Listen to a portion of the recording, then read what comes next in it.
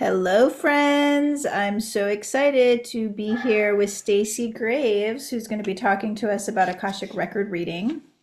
I'm going to read her bio first, and then we are going to chat it up. Stacee Graves is a registered nurse, holistic nurse coach, and energy healer. Her passion lies in helping people reconnect with their true selves through soul guidance, Reiki, and Akashic Record readings. Her journey into this work began after a profound spiritual awakening in 2012 that completely changed her life. Like many healers, she started by healing herself, diving deep into self discovery tools like astrology, human design, and personality systems, all in search of one powerful idea: authenticity. That search eventually led her to a modality called soul realignment, where she learned to access the Akashic records and energetic archive of every choice a soul has made. Through this work, she can help others uncover their true soul identity and release the blocks that hold them back from living as their authentic, aligned self, and thus create a life of joy and abundance. Since she began these readings in 2021, she has completed over 150 readings, all of which came to her through word of mouth of those who have experienced life-changing transformation after receiving their own reading and engaging in their clearing work. This work is sacred and empowering. It's not just about information, it's about healing, clarity, and stepping into alignment with who we truly are. She's honored to be here today to share more about this journey and the incredible healing potential that comes from connecting with the wisdom of the soul. I love Thank it. you. Another sister who kind of did that nosedive into the holistic healing world. I love that. hmm Yay. So welcome. Thank you. I'm Yeah. glad to be here. So here we are. I'd love to hear more about this kind of spiritual awakening you had in 2012. Do you want to share a little bit more about that with us? Okay, sure. Mhm. So yeah, it was pretty spontaneous. I remember I was out on a walk with a friend. I had a fellow mom friend up the street, and we would take walks in the morning before the kids went to school. And this particular morning, I wish I would have written down the date because that would be super fun to know exactly when it was. But I didn't. I just remember waking up feeling different that day. And I remember even describing to my friend, who that was the beginning of her thinking I was really weird, that I felt like I had been hit over the head with a baseball bat by God that morning. And I just felt this uncontrollable urge or surge that my life had to change, that I was not in a bad path by any means. I was just living like life like everybody else, working my job, raising my kids. I was married at the time. Um, but something wasn't right. And that was my sort of wake up call that something wasn't right. And I wasn't living how I was supposed to be living. So after that, things just began to shift and change. I know, and I won't glorify it to say it was great because it was hard. Um, I started thinking differently, asking questions. I just had all these questions about why this and why that, and started questioning things. My marriage. I loved my job, but even in my job, I just started questioning the way that I approached life and relationships. A lot of it was about relationships, and then I just started deep diving and searching. I journaled endlessly. Just collected all the information I could about why we are and where we came from and who am I. That was a big theme that came up. Eventually, my daughter came home when she was in high school one day. She was taking a psychology class, and she came home and was telling me about Myers-Briggs. I'll be honest, I had never heard of such a thing. I didn't know about searching who, our personality types or anything like that. And she was sharing what her personality type was, and it was great because it helped me understand her better. And then I started searching into me, and then finding, Enneagram, and then eventually finding astrology and numerology and human design and all of the things, and the concept that kept coming up to me, which I understand much better now than I did at the time, was the idea of authenticity. And I didn't know how powerful of a concept that was. I Mhm. just knew I needed to know more about it, and it had to start with me. So that's kind of led me to where I am. And one day this was over COVID. Over COVID, I had this strong desire to start looking into being a coach, like a life coach type thing, Mhm. and took an online course for that, and also became interested in Reiki. I think I had honestly only had one, maybe two Reiki sessions prior to that time. So I was familiar with what it was. And then one day I was sitting at my kitchen table and looking at Facebook, and this post came up from a gal who was talking about this soul realignment practitioner program, and about the Akashic Records. I'd never heard of the Akashic Records. So she offered a free one, I think it was like 45 minutes to an hour master class that you could listen to. And I thought, well, it's COVID and I'm not at work and I have nothing better to do. And I was super curious. So I listened to it, and it was, I don't know if you've ever experienced something where when you hear it, you just feel with every fiber of your body the profound truth in what you're hearing. And that's what I felt. Um, I just thought, wow, I am so aligned with this thinking. I need to know more. I've got to sign up I think it was $600 for the class. I've got to sign up and I've got to know more. So I did. And that was another online course that I took. I was blessed to have the time at the time to do that. And I haven't looked back since. I want to share it with everybody I know, anybody that's willing to know more about it. It's not something that everybody's going to be interested in because it's different Mhm. and it's not mainstream knowledge that we seek. So, It's so interesting because the word that's coming to mind right now, being that you are a registered nurse, is medical records. okay. Uh-huh. Right. And now Yeah. you're Yeah. like Yeah. getting into Akashic Records. Do you want to talk about like kind of what the difference is or what exactly Akashic Records are? Okay. Mhm. Sure. Yeah. So what are the Akashic records? The Sanskrit um, in Sanskrit, the word Akash, Akash, means ether. And then in the Hindu tradition, it means sky or heaven. So the Akashic Records is kind of some people think of it as the library of the souls. You could also call it like an energetic database, or this cosmic information highway where the records of all of our lives, past, present, and there's even a futuristic component to it, which of course that's more based upon potential, but all of those records are kept in that space. So I've honestly never thought about it in relationship to being a nurse and medical records, but that makes a lot of sense.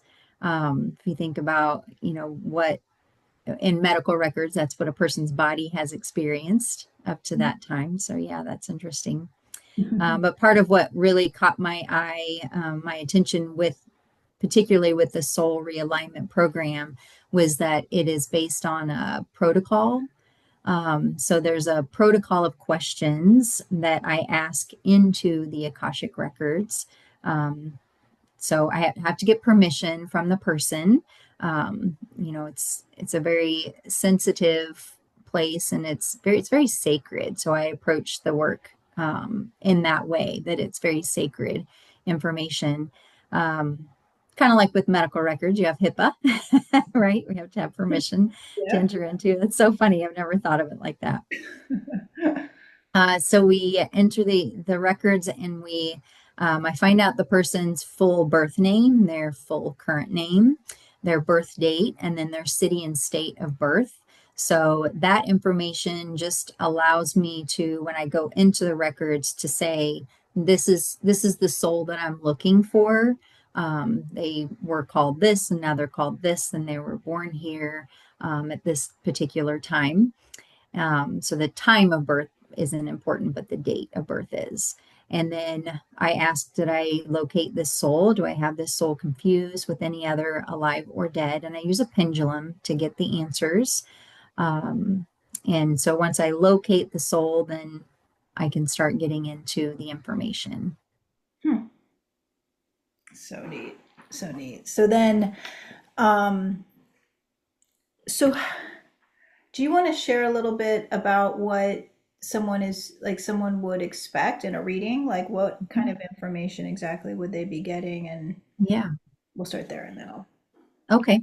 Mhm. So yeah, so it's a lot of information, but it's broken down into kind of three different parts. Mhm. So the first part is called your divine soul blueprint, and that is kind of your soul's personality, so to speak. It's who you are at soul level, and that's made up of your energy center and then your soul group. And your energy center is the energy in which you are connected to divine source, to God, to creator, however you think of that creator energy. um, and that can be so, and there's eight of those energy centers total, Mhm. and all of us have parts of all eight energy centers, but we all have a primary energy center, and then sometimes some of us have a secondary energy center, and it's through that that we gain what's called vital force energy, Mhm. which is basically creator energy itself. It's the stuff that creation is made out of. So, for example, energy center number one is divine compassion. Energy center number two is divine manifestation. Three is divine order. Four is divine love. So you can see they're kind of associated with the chakras, but we don't specifically talk about chakras. Five is communication. Six is divine truth. Seven is divine power, and eight is divine wisdom. So we gain our energy through those energy centers. I picture it like if you had a sun and you had the rays or the spokes of the sun or the wheel, and those rays take you to God, to Creator, and then we he she it sends that energy through those energy centers, and that's what drives us. That gives us our soul purpose, so to speak. Hmm. So, So, so mhm, someone should expect to hear about soul purpose work. soul purpose. Yeah. And is there, so like some of the experiences I've had with Akashic Record reading is like they give, it's, some of the information that's given is like stories of past lives. Yes. And we do get into that. Okay. So, like I said, the first part is that divine soul blueprint. And Okay. then the second part is called your soul profile. And that is kind of where your soul is at this point in time in its journey. And that's made up of several different things. And then we get into what I call the nitty gritty, where we start discovering. We talk about karma first of all, and this work is based all around karma, and not karma in what we think it is, or what we're taught it is. Not as in karma is cosmic payback. It's more like a neutral mechanism that talks about the consequence of each choice that we make. So we do talk about positive and negative choices, but not in the sense of them being bad and good, more in the sense of being aligned to who we are at soul level, which is a positive choice. And then a negative choice is something that's not aligned to who we are at soul level. And then the things that create that karma based on that positive negative. So it's all about being responsible. And that's one of another big thing that drew me to this work was the empowerment piece of it. It helps us to understand that we're empowered to create our lives one way or the other, because we make the choices. It's ultimately up to us. But then understanding that through past lives, and even in our current life, we can do this as well. But we create these negative blocks and restrictions, like a soul contract or a vow or a soul level constraint, or there's several different things that can happen that we pick up or create in past lives that we carry forward unless we clear those. And all of these blocks and restrictions will carry a certain negative energy with them. And it's those negative energies that drive us to make the choices that we make. So, for example, some of these energies can be aggression or anger or sacrifice or self doubt or self criticism or shame, or there's a variety of options of energies. And we look at, say you have a soul level constraint or a bargain. What energy is that constraint or bargain or whatever it is? What energy is it running? And then we can understand that we're making our choices based upon those energies. Hmm. That makes sense. Yeah. It makes perfect sense to me. Yeah. Um, so can you do a reading on yourself? Yes. Hmm. Okay, so Yeah. you And do. it's actually encouraged to do so. So in the beginning, I had to do some practice readings, and then once you kind of get into it, then you can do a reading on yourself. Yeah. That's interesting. So my guess is like, how long are your readings? Because I feel like you could go on and on and on. Like, where do you Hmm. start? Where do you end? Is there So restrictions of information that you can provide somebody? So I do the bulk of the reading is done before we meet. Um, so I ask all of the questions through that protocol that I had mentioned. I ask all those questions, and then we get together for me to deliver that information to you. And it takes typically it's about an hour and a half to 2 hours to deliver all that information, just Okay. because it is a lot, and it's things that we aren't used to discussing. So there's lots of questions that go into it, and then sometimes it's very emotional because I've had clients say what you're describing is exactly the life that I'm living now. Because once we figure out all of the blocks and restrictions that are involved, and then the energies that go with it, we break them into two. I say two, it's always either two or three negative karmic patterns, we call them. So we fit those blocks and restrictions and energies into those patterns. And then I look into what's the story that goes with this. How was this negative karmic pattern created? What happened in that lifetime? Which kind of feels like a past life regression type reading. So it's a little bit of that too. And what's the story? How was that created? And then sometimes those stories, when I deliver those stories, the client will say that is the exact life I'm living right now, which makes sense because if we came to clear some of these blocks, restrictions, energies, we have to kind of set it up the same way. Not that we have full control over everything that happens around us, other things come into play too. But so we're reliving that. And then if we can clear that, make different choices, then we can overcome. Yeah. Um, who do you think is like the best person to be getting a reading like this? Like, is there anybody that shouldn't get this kind of reading? Um, I don't think there's anybody that shouldn't get this kind of reading. I would just say it's somebody that needs to be open to the information and have the ability to digest the information. Or I think with a lot of the healing modalities that you bring about, you have to be ready. Right. So you have to be ready because the information is great. It can be fun or whatever to know these things. But the true purpose of it is healing and transformation. So somebody who is ready And if you're, at the end, there's a clearing work statement. You say a clearing work statement for 21 days in a row. So if you're saying that statement, but you're not ready, you're not emotionally vested in what you're saying and the purpose behind it, I'm not saying that it wouldn't work, but it feels like you would need to have that piece there as well. So my sense is it's probably for, I mean, most people that would come see you, it would be someone who like kind of is feeling like offline. Mm-hmm.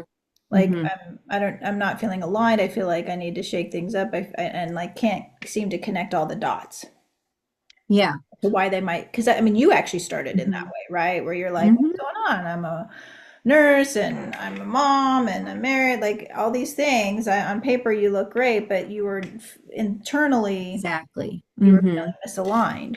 Yes, I was feeling misaligned, and I felt like, and I've learned that I'm a seeker by nature. So I wanted to know more. I wanted to know what I didn't know. So a lot of seekers come, or I've had, especially recently, a lot of clients who are just, they feel like they're ready to step into something. They're not for sure what that something is, but Mhm. they're ready to step into their purpose, that next thing, but they don't know what is what am I supposed to be doing with this? Yeah. So, so it kind of gives people a jump start. Hmm. And my sense is my sense would be that a lot of people kind of, when you start giving them the information, it's almost like a reminder, like they got lost on the way and they're like, yes. Like, have you ever had someone go, what the hell are you talking about? Like, I would never do that. I mean, I can't imagine, but yeah, I mean, that would be somebody who's not open, not ready, just really.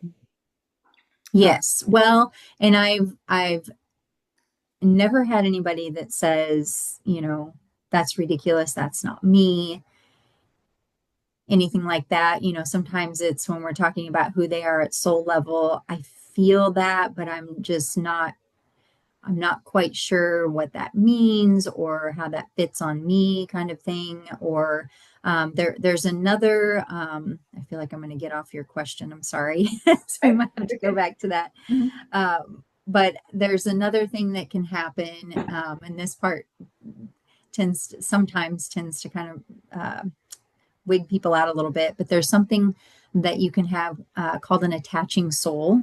So, an attaching soul or an earthbound soul, an attaching soul would be a past life situation where you had a close relationship with somebody in a past life, and usually it would have been a tumultuous relationship.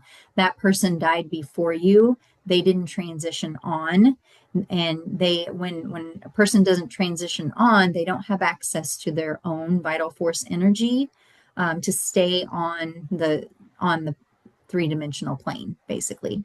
So they have to attach to somebody who is alive, and they have to draw from their vital force energy. Well, when that happens, then their blueprint, so who they are at soul level, mixes with who you are at soul level, and then it can feel confusing. So there's things like that situations like that can happen that cause some confusion for you knowing who you are. Yeah, it kind of clouds that knowing, so to speak. So do you do clearings? When are you able to pick up on that in a reading? And are you able to clear that? So that's something that I douse for within that protocol. Are there any attaching souls? Are there any earthbound souls? And yes, that is part of the clearing work Okay, so you can do that that we do. within a reading. Yeah, Okay. Um, wow, that's a lot. yeah, Like you guys do a lot. yeah. And yeah, With the that in and reading. of itself can be very, very powerful. Just And clearing that alone can because change. my first, when I went to go for a first reading, now it makes sense because she didn't even get to what I thought I was going to be getting, which is like, oh, cool, I'm going to hear about past life and like soul purpose. she went straight and she's like, "Oh, you've got people hanging around. I need to help." Um, and we instantly did a clearing. It was like right after my father passed. And so he was super present and was having a hard time because Yeah. he was hanging on for his anyway, his grandma and stuff. But so I didn't realize that that was a component. So I thought she was just Mhm. like going like I'm like, what is she doing? Why is she doing Yeah. that? And it was intense. Um, but that makes sense because it's something that needs to be decided, and it could become more energetically pulling for the individual depending on the situation. Right. Mm. Right. Can you speak more about this, like just a little bit more in detail, the soul realignment piece that I talked about in your bio? Yes. So that's kind of what this whole thing is called, the soul realignment, because that's the purpose, is to realign your soul with your divine soul blueprint. So is to bring you back to who you are at soul level. And in order to do that, you have to be able and willing to release these things that are blocking. So what these blocks and restrictions do, and then we have these things called golden web tears that all of it causes an energy leak, or it blocks you from receiving that energy, that vital force energy from source. So you it's impossible to create the life of abundance and joy, that we all long for, if you're not able to have 100% access to that vital force energy. Hmm. So, well, it's interesting because you're in the medical profession. I don't know if you're still in it, but Mhm. I work with a lot of folks in early recovery from substance abuse. Mhm. And this work could be, I'm wondering if you can speak to that because what I see is they get sober off of substances and now they're kind of like trying to find their way again. Right. Yeah, And so the coaching business that I created kind of gets into some executive functioning and life skill development, like just from a practical human form sure. perspective, Mhm. so that their body stays alive, and they learn how to do that. But from a soul level, like the hope is they find their way they can find their way on their own. But I do think that sometimes people get so far away that this could be really a powerful map. Yeah. Yeah, I think I shared with you when we first met that I lost my brother, and that's been, fairly recent. Back in May, I lost my brother who was an alcoholic, um, for the majority of his life, definitely his entire adult life. Um, and I wish I could have. I tried. Um, he was a deeply religious person and just couldn't get past what he knew. In relationship to that. But yeah, somebody who, if they could understand that they do have a purpose, because I think anything that has to do with addiction is really it's an abandonment of self. Mhm. There has to be a degree of self-loathing, and self-sacrifice, self-sabotage, all of those things that go along with it. And when you're in that state, you don't feel like you have a purpose. That was what I heard from my brother over and over again. He just couldn't figure out where he fit into the grand scheme of being human, and life. He couldn't get there. So it's hard to watch. Yeah, yeah. And when people are lucky enough to get sober and find their way in the community and whatnot, it's almost, I mean, I kind of see this work also as career testing. Because I mean, in some ways, because if they really don't have a sense, Hmm. and they are really trying to reconnect, this could be just some dots that help them Yeah. find their way or like start testing the waters in something. So let's say you open something up and you're like, yeah, I'm seeing some of your soul purpose to, I see you around plants or something, Yeah, um, yeah.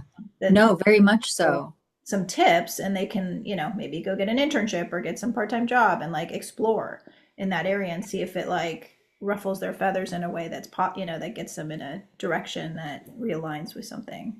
Right. No, absolutely. And when we once we figure out what somebody's primary energy center is, that's part of it. As we discuss what that means for you, is what kinds of things job wise will light you up in the world. For example, I'm trying to think of a good example. So somebody who is a second energy center person, and they are which is divine manifestation. They are all about the joy of the physical plane. So anything related things, or experiencing their body in a certain way, whether that's athletics or dancing or yoga, or, those are the things that are going to light them up and Mhm. align them to who they are at soul level. Somebody who is a fourth energy center person, or fifth, I can think of for all of them. So fifth energy center is divine communication. So somebody who has that as their primary or secondary energy center is going to work well in something that allows them to communicate, whether that's written word, verbal word, whatever that may be. So a speaker, an author, something like that, they're going to be aligned to that. Somebody who is a fourth energy center person, divine love, they're all about the relationship and about sharing that love. So they're going to be aligned to something in the healing arts. Somebody who is divine order, third energy center person, they tend to be very, very creative and artistic. Mhm. So Mhm. yeah, so absolutely you could align it to that for sure. Yeah, I think that would be a really neat tip to share with my colleagues out there that might be listening, is it could be really helpful giving people tips on, that are kind of just really in a Mhm. place of not knowing. Yeah, Um, I love this. I'm excited. I'd love to get a reading from you because I would love to do a and I reading love for how you. you articulate these difficult, complicated concepts, because I interview a lot of people, but it's sometimes hard to explain what exactly this is. And you're doing Mhm. an amazing job. And I think coming from the medical field, and then dropping into this work also is really interesting to me too, because you understand both worlds. Mhm. Yeah, and I've come to see the relationship with, specifically with health, when it comes to this work. I've studied a lot about Louise Hay and how she associates um, emotion to, or what is his name? Dr. Gabor, when the body says no, things like that, and how that manifests for us physically. So if you have some of these negative energies that we talked about, or the negative blocks and restrictions, how would that manifest for you physically? And it's really interesting. So to me, I see it as a trickle up effect. If you can clear it, and very root cause. When we talk holistic, we talk root cause. So if you can catch it at the root cause of what is driving you to make these choices, um, then yeah, then if you're clearing that, then eventually you're going to heal the other things along the way. So you're speaking to health conditions now. Is that Yeah. what you're saying? Mhm. So someone Yes. with a health Or condition, mental or physical health. so someone can come to you with a mental or health condition, and you can kind of look at it from this lens of learning at soul level, contracts, past life, right? Is that what I'm hearing? Yeah. Yes. Wow, Yeah. that's pretty interesting. So you're saying you could So help heal people's health conditions in this capacity. I think it would be cool to experiment with that. So I Mhm. have a couple years left in my current nursing job, and then I plan to dive in fully into holistic healing, and would love to be able to. I'm still working on that, how to integrate this into that, but there's a way. I know there's a way. Yeah, it would definitely be. interesting. And for folks in the like dying process, like I feel like that could be really powerful Mhm. work. Obviously, we'd want to catch, I mean, catching it far sooner for people that are like, that are younger. But I wonder if, for some folks, if they'd be more into that too and that transition. Right, right, That would be really beautiful. That might be a way to get in there too, since you have that nursing background. right, I think everybody should have, like, if they have a hospice team, there should be Akashic Record reader. right. I've Just in always been case. curious about hospice nursing. Just in case Yeah. you didn't get to it this lifetime, when you transition, try it out next time. Right. Right. Yeah. And while they're in that level of consciousness where that might sink in, right? They can Yeah, like if they take didn't it get with it. them. Totally, totally. Yeah. Oh my God, that would be great. Well, I'm so Yeah. excited that you are doing this. And it sounds like you also, in order to do the work that you're doing, you're not, it's not like you're reading a book. Like it, I know you had mentioned like, okay, like you're going to the Akashic, some people speak to it as like an Akashic record library, pulling out a book. Right. It's not literal, it's downloaded. So you're actually, kind of channeling Correct. Hmm. all of this. Especially the story part. Mhm. Yeah. Are Especially the you, story. is this something that you felt like you always kind of had this ability when you were younger, or was it something that just literally hit you later in life? Um, I think it hit me later in life. I've always been interested in, you know, the unseen. When I was a kid, the only thing I ever remember saying that I wanted to be when I grow up is a dream analyzer. So so there's that. Um, yeah, but I would say, for the most part, I had, a lot of childhood trauma situations and was very rooted and focused in survival. So um, for whatever reason, I didn't go to this side of things. I've always been very intuitive, but I didn't go to exploring things like this when I was young. Mhm. I just knew, obviously at some point in time, I knew that I was meant to be a healer. So I went to nursing school, but that's all I knew about being a healer. That was it. Mhm. I love it. I love it. Well, thank you. Thank you for sharing all of this wisdom. And you are located in where can people find you? So I do readings out of Serenity on the Square in Liberty, and Missouri. they're Mhm. yes, Liberty, Missouri. Uh-huh. And so it's www.serenityonthesquareliberty. You do have to add that Liberty part at the end. .com.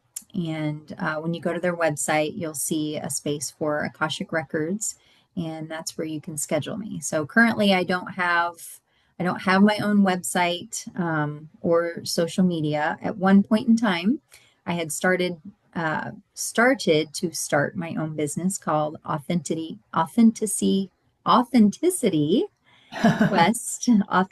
Quest, and started my own website and Instagram and things like that. Which the Instagram is still up. I just haven't used it in a while, but it's coming. So I took that down since then because I couldn't quite figure out how to fit it in with what I'm doing now. So Serenity on the Square Liberty is the best way to find me currently. So we get a lot of viewers nationally. Are you able to do virtual? Absolutely. I do virtual quite a bit. Yeah. Mhm. Amazing. Okay, so that's really good. So yeah, we'll have all your information below, which will be great for people to access you, whether they're in near Missouri or if they can, the information to meet up with you virtually. So that'll be Okay. lovely. Okay. Thanks again. Do you have any other final words that you'd want others to know about you and the work that you do? Um, oh, good question. I wasn't Mhm. prepared for that. Sorry, you said No, it's okay. So what would I want you to know about me? Um, just that am I am fully vested in the idea that of everybody's potential. Everybody has the potential to live the life that they want to live, to make the choices that they want to make, to heal, whether that be mentally, emotionally, physically. We have that ability. We just have to be willing to, first of all, understand how we got there in the first place, and then be willing to know and understand what we don't already know and understand. So I think that's important. So just to keep that open mind, and um, be at the emotional mental level before it hits that physical manifestation. Um, so we you can heal. That's what I would want people to know, is you can. Wonderful. Thank you so Yeah. much. Thanks for joining us and Thank you for having me. appreciate you.